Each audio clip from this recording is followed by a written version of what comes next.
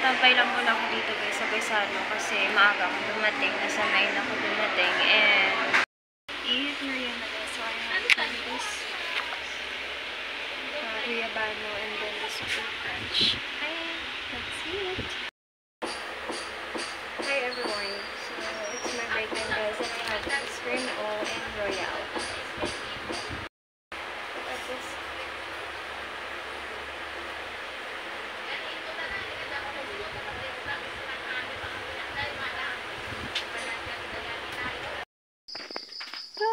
What is spoiled?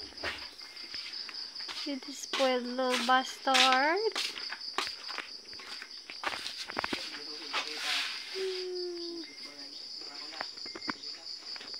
Okay, so for this video, ayusin ko lang lahat ng mga gamit ko before. So it's been 3 months na and hindi ko pa siya naayos.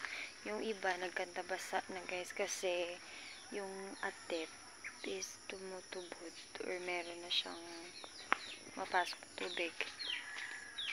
It's my day of the day guys is gagawa tayo ng mga household chores gaya ng paghugas ng pinggan. So chinek ko yung lahat ng mga gamit ko before. It's been 3 months ago before ako pumunta ng Iloilo. So marami akong mga gamit na hindi ko pa siya naiayos.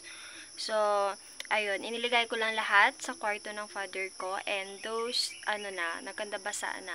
So, yeah, right now, mahugasan ko lang yung mga kailangang hugasan and then, ayun nga, ilalagay ko lang dito to sa labas yung mga iba pang mga baunan, mga something ganon and then yung mga lutuan, kailangan ko siyang hugasan kasi sobra na talaga siyang madumi.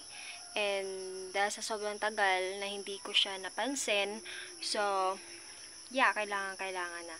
And before ko to guys na itago ulit is malinis na naman. So,